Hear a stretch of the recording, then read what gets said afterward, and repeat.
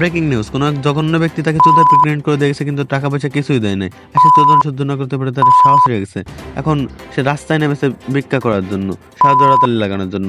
বিস্তারিত থাকতেছে রিপোর্টে। দেখো আমার কত সুন্দর সাহু, আর কি বলবো দুধের কথা, খুবই সুন্দর ও রসালো। এটাই বা কতজন টিপে টিপে খাইলো, শুধুই বা খেয়েই কি গেল, কেউ কি আমার যৌবনটা দেখলো না? তাই এই যৌবন জ্বালা মেটানোর জন্য আমি টিকটকে এসে নষ্টামি ভণ্ডামি চোদামি শুরু করছি। তো হে ব্রাদার, আবার কয়েক মিনিটের জন্য চলে আসলাম তোমাদের মধ্যে আমি। আজকে ভিডিওটার টপিকটা হলো এই আপডেট চুত মারানি। তো চলো বেশি না করে দেরি, সোজা ঠাপানো শুরু করি।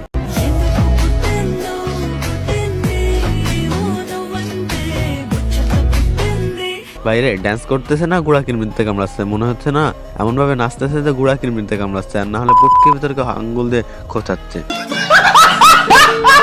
তো যাই হোক, টপিকটা আজকে চুলকা চুলকি না, আসল কথা হলো তাকে নিয়ে আমাদের একটু রেসপেক্ট করা উচিত, কারণ সে আমাদের দেশের জাতির গর্ব। কারণ তার জন্য আমরা সিঙ্গেলরা ভিপিএন ছাড়া মজা নিতে পারতেছি।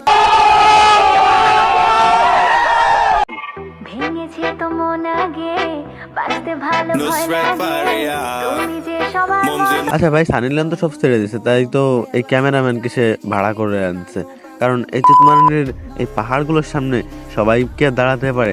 এত বড় বড় পাহাড় কয়জনে বা এর প্রভাব সহ্য করতে পারে?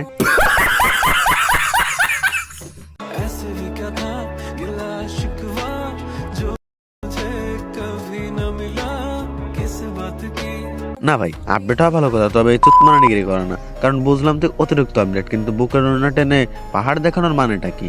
আসলে এসব মাগিদের রাস্তায় ধরে ঠাপানো উচিত। বোকা চোদা চুতমারানি।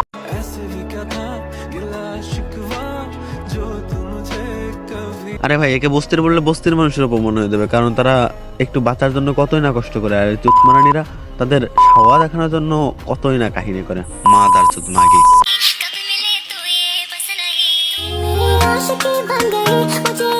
তো যাই হোক, শেষমেশ একটা কাজের কথা বলি। আগে ভালো ছিলিস নাটকের নায়িকা হিসেবে, অভিনয়টা অসাধারণ ছিল, তবে নষ্টামে এখন মাগিতে রূপান্তরিত হয়েছিস এখন চুতমারানি মাগি। তাই বলি 24 গেছে তো কি হয়েছে, 25-এ অতিরিক্ত আপডেট না হয়ে একটু ভালো হ, না হলে মা দার চোদ মাকে একদম 14 প্রেগনেন্ট করে দেবো।